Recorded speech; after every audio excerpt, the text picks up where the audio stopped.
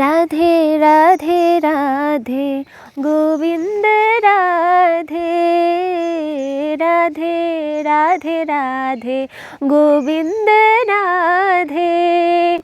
দেখুন আগের পর্বে আমরা কি করেছিলাম, দশম শ্লোক পর্যন্ত পাঠ করেছিলাম। তো এখানে দশম শ্লোকের তাৎপর্যে একটি শ্লোকের কথা উল্লেখ রয়েছে, যদিও একটি নয় দুটি শ্লোকের কথা উল্লেখ রয়েছে। তো কোথা থেকে এই শ্লোক আসলো সেই সম্পর্কেও আমরা একটু জেনে নিই তাৎপর্যটা থেকে, পরবর্তীতে আমরা পরবর্তী শ্লোকে যাব। এখানে ভাগবতমের একাদশতম স্কন্ধের পঞ্চম অধ্যায়ের 33 এবং 34 নম্বর শ্লোক উল্লেখিত আছে। তো এই শ্লোকগুলো আমরা একটু পড়ি দেখি। ध्येयं सदा परिभावग्नमभीष्टदोहं तीर्थास्पदं शिवविरिञ्चिनुतं शरण्यं भृत्यार्तिहं प्रणतपालभवद्धिपोतं वन्दे महापुरुषते चरणारविन्दम्।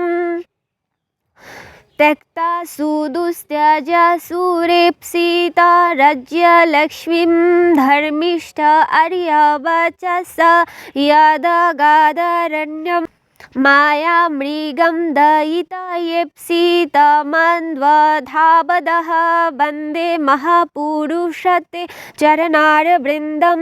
আমি ছবিতে দেখিয়ে দেবো আসলে কি পাঠ করলাম। এখানে অর্থ বলছে কি, অর্থাৎ পুরুষ মানে ভোক্তা আর মহাপুরুষ মানে পরম ভোক্তা বা পরমেশ্বর ভগবান শ্রীকৃষ্ণ। ভগবান কিন্তু মহাপুরুষ। তো আমরা যাদেরকে মহাপুরুষ বলে গণ্য করি এই পৃথিবীতে, তারা কি আদতে মহাপুরুষ? আমি প্রশ্ন রেখে গেলাম, কারণ তারা তো ভগবানের অংশ। পুরুষ মানে হচ্ছে ভোক্তা আর মহাপুরুষ হচ্ছে ভগবান। তাহলে যাদেরকে আমরা মহাপুরুষ বলে গণ্য করি তারা সকলেই কি ভগবানের অবতার? আপনারা নিজেরা বিচার করে দেখবেন এবং আমাকে অবশ্যই কমেন্টে জানিয়ে যাবেন। যিনি পরমেশ্বর ভগবান শ্রীকৃষ্ণের সমীপবর্তী হওয়ার যোগ্য তাকে বলা হয় মহাপৌরুষিক।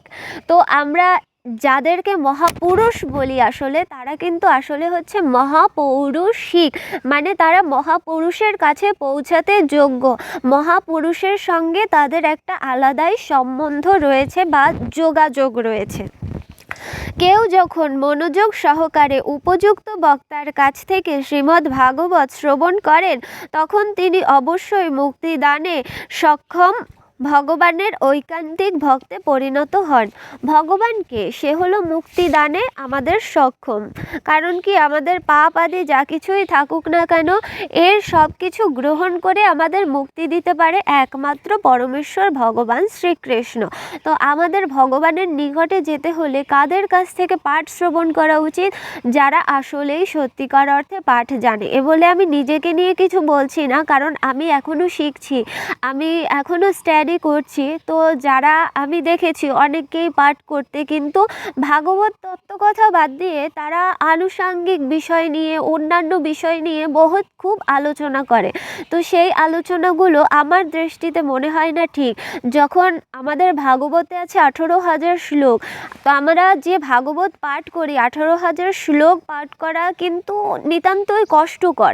হ্যাঁ, তো এ কারণে কি করা উচিত, আমাদের অন্তত পক্ষে ম্যাক্সিমাম অংশ আমাদের ভাগবত থেকে আনা উচিত এবং আনুষাঙ্গিক কিছু যদি উদাহরণস্বরূপ থাকে সেটা এর বাইরে থেকে আনা উচিত। কারণ উদাহরণ দিয়েও তো বোঝাতে হবে, শ্লোকের পর শ্লোক শ্লোকের পর শ্লোক বললে আমাদের কলিযুগের মানুষেরা বুঝবে না, এটা স্বাভাবিক।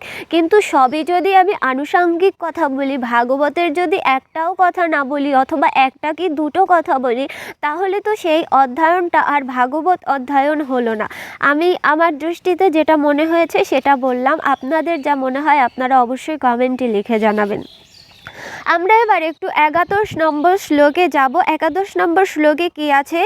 এতন নির্বিদ্যমানানামিচ্ছাতামকুতো ভয়ম যোগিনাম নৃপনির্ণীতম হরের নামানুকীর্তনম।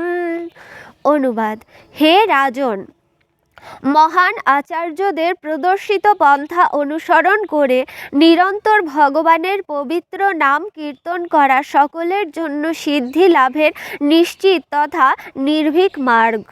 তো আমরা কি করি, আমরা অনেকেই সিদ্ধি লাভ করতে চাই। মানুষ সাধনা কেন করে? সিদ্ধি লাভের জন্য।